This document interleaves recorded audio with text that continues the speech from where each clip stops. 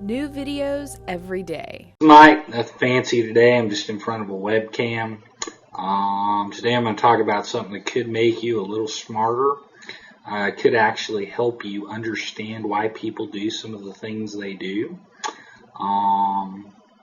So got a lot of data. I'm going to try to go through it kind of fast. I don't know if I can get it in 10 minutes. But here we go. You guys ever notice that if you take an IQ test, they'll have questions on it that are like, which one of these things is different? It'll list 4 things. Or maybe you'll see 4 shapes and you have to pick out the shape that's least like the others. I don't know if you've ever wondered why that is. But basically, one of the faculties of the mind, or one of the things that defines intelligence, is a person's ability to tell differences in things. You know, if I had a banana, a lemon, and an orange, you can easily tell the difference between those 3 things.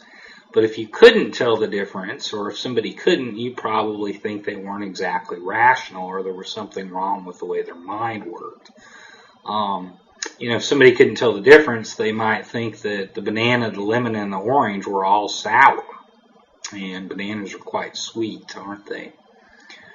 So, to some degree, a person's ability to tell the differences between 2 things or more determines IQ, and that's why they have questions like that on IQ tests and SAT tests, etc.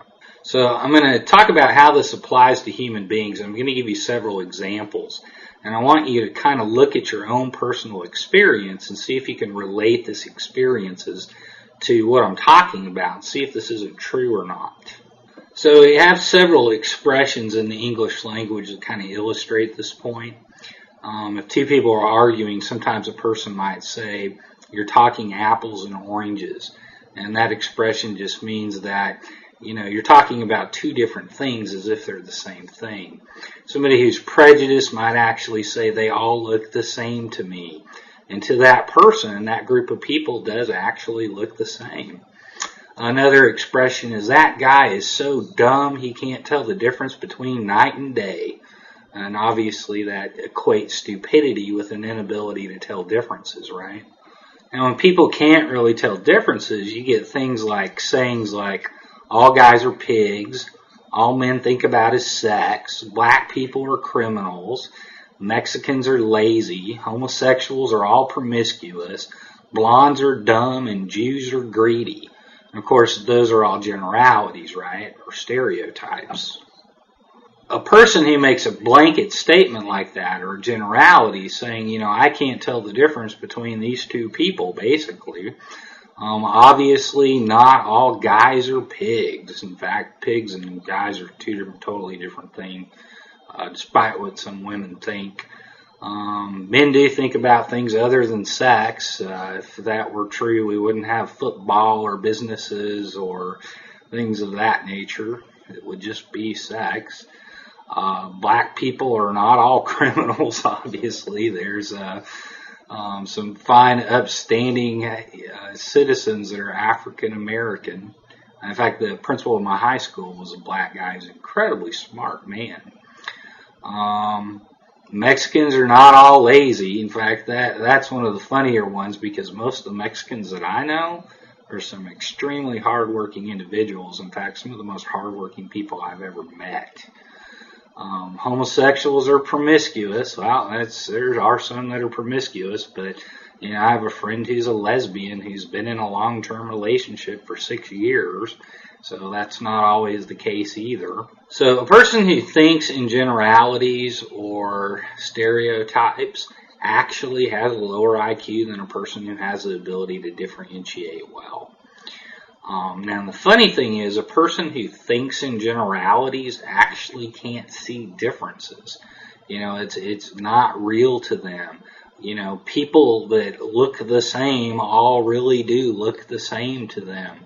You know, if they think women are stupid, they actually think women are stupid. Now, this is what we call prejudice, right? And a person that looks through the filter of prejudice doesn't see reality for the way reality actually is.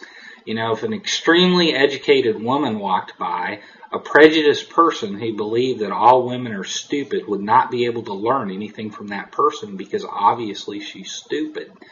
A person who thinks that Hispanic people are lazy will not hire a Hispanic person if he was the best worker in the world. So these people actually see reality through a filter of their own prejudice, which gives them an inability to see what actually is in the real universe. So they have less rationality, a lower IQ, and an inability to see what's actually there. So in essence, that person can't actually see reality for the way it is. So he has a distorted view of the world and actually is semi-delusional. Now, another example that I want to point out about this is people that are angry and people that are fearful actually don't differentiate very well. And you should be able to look at your own experience and see that this is true. If you recall a time when you had an argument with somebody, you'll see that the angry person used generalities. They said things like, everything you do is wrong. You never take out the trash. You never listen to me. You always talk back to me. You're a shitty person. They'll go on and on and on making these blanket statements which just factually aren't true. A person who's fearful is the same way. Maybe they're afraid to get in a relationship because all men want is sex. If somebody has that viewpoint, a man could approach them who is actually honestly interested in a long-term relationship, but they wouldn't be able to see that because they know that all men just want sex.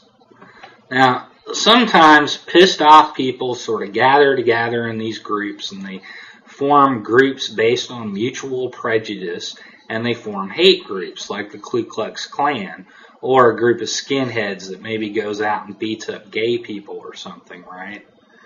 So people that can't tell differences and are angry sometimes gather together in groups and make angry groups with similar people that can't tell differences. Let me give you some examples of kind of why people do this or how it comes about that a person loses his ability to tell differences very well.